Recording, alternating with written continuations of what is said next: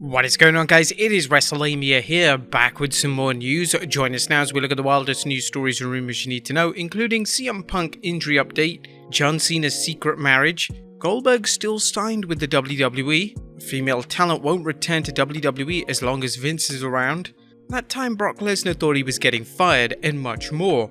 Be sure to subscribe and hit that notification bell for daily wrestling videos, and follow us on Facebook for exclusive lists. Also check out Wrestlelamia.co.uk and an on-wrestling channel, Incredible. And now let's hit the intro and get straight into our first story.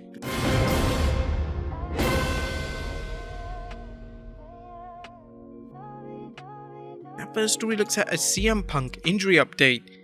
Atop of today's news is a report on CM Punk's injury. When is the AEW World Champion CM Punk returning to the ring? Well, Punk's foot injury led him to undergo surgery, and while AEW is crowned an interim world champion until his return, his absence is being felt, especially with injuries to other stars including Bryan Danielson, Kenny Omega, and Santana. Dave Meltzer recently discussed this during an episode of the Wrestling Observer Live, saying, "I think the big thing now is waiting for CM Punk and Bryan Danielson to return, and perhaps Kenny Omega as well, and kind of get that star power back to what it was. Punk is the biggest star, MJF perhaps, who knows what's going on with him. I mean, those are the biggest stars in the company, except for Jon Moxley and Chris Jericho probably, as far as single stars go. They're down as far as the injury thing goes, that'll be the case and we'll see." Now, as we've noted before, AEW is not lacking in talent, so the promotion should have no problem filling in the main event. But this is an excellent opportunity for Tony Khan to try and elevate new stars.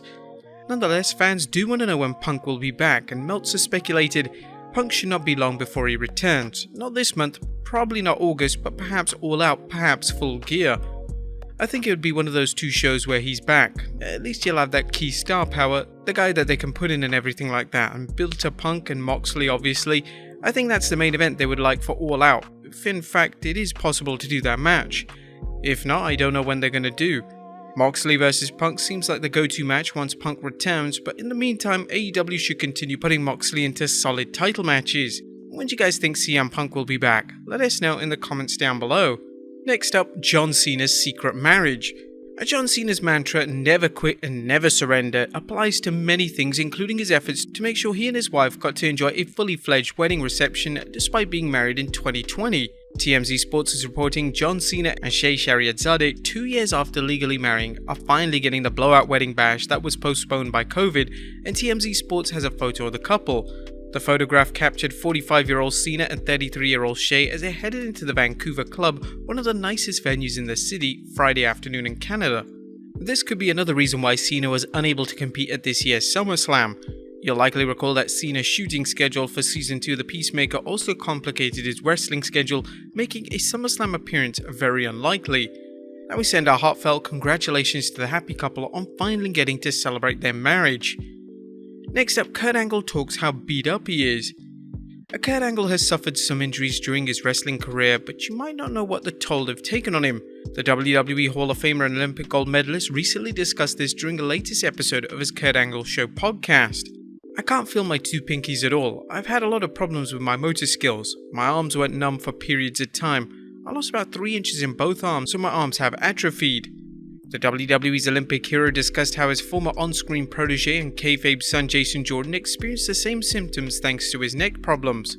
Angle explained that his decision to forego neck fusion surgery led to his problems. "So it's tough. I mean, you know when you're going to do the surgeries, these quick fix surgeries, that's what Jason did.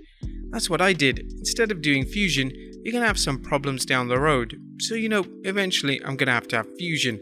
I should have heard it already, and I didn't." This is just another example of how a decision to work hurt or skip a surgery with a lengthy recovery process can have long-term consequences. The problem is that some wrestlers are worried about losing their spot while they're out. Next up, an ex-female talent won't return to WWE as long as Vince McMahon is around.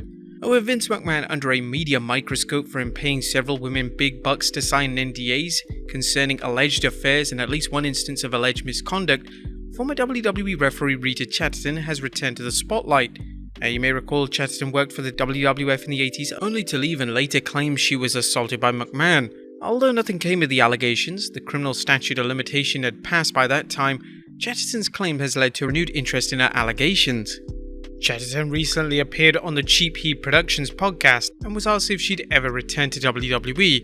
I would consider it, would depend on what it was. I never completely closed the door. I would never go back to work for Vince McMahon. Okay, never. But that doesn't mean I hate wrestling. That doesn't mean I'm down on wrestling. In fact, I have a little girl right now that I'm training.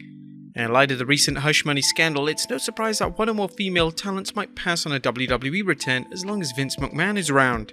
Even ex-WWE talent Maria Kanellis also mentioned on Twitter she was asked if she should return to WWE and replied no, not until it's under new management/ownership. Next up, more heat on Vince McMahon. It looks like more media outlets are trying to dig up the dirt on Vince McMahon concerning the aforementioned scandal.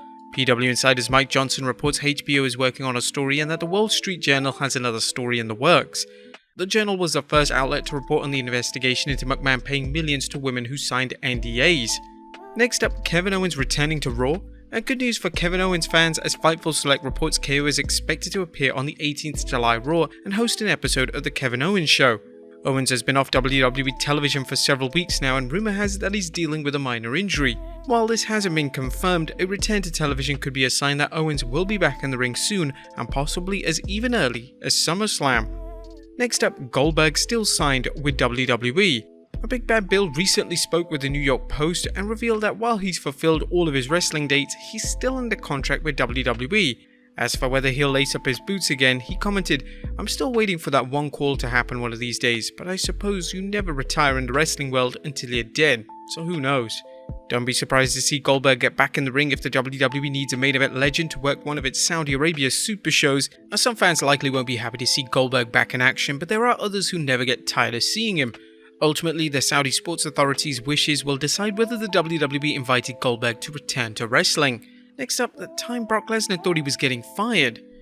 It's difficult to imagine Brock Lesnar ever being fired from the WWE, as he's one of the WWE's biggest players in the last 20 years.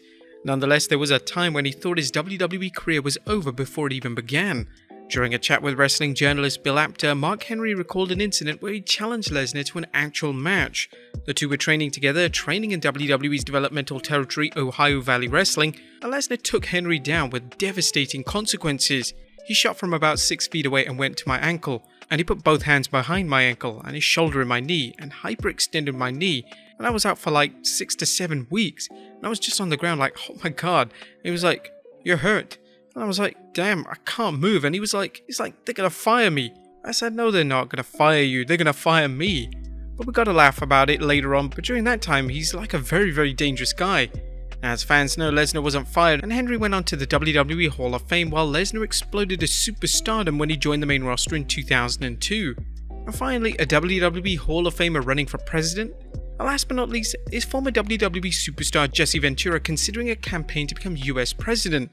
The wrestler turned actor is no stranger to politics, as he served as mayor of Brooklyn Park in Minnesota and later as governor of Minnesota. In 2020, he considered a presidential campaign with the Green Party but backed out. During an appearance on the Talk Is Jericho podcast, Ventura discussed a 2024 run. I tell them, "Look, if you want the key to whether I'm going to run for office, look at what my hair is going to do, because I said, if I'm going to run, you're going to see me get a haircut." Now it's more serious than ever. I mean, I dabbled with the Green Party 2 years ago till I found out they were split and they were completely dysfunctional. Ventura claims he has an idea for a new political party and explained how. "I've been communicating and working very close now with Andrew Yang, and Andrew Yang is the real deal, and Andrew Yang is forming what's going to be called the Forward Party. And we're calling it that because we want to look forward into the future. We don't want to see the past. We don't want nothing to do with it, Democrats and Republicans."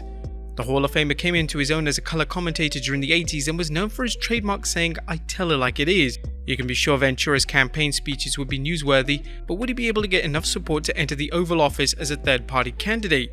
What do you guys think? Let us know in the comments down below, and I'll see you next time with some more wrestling content.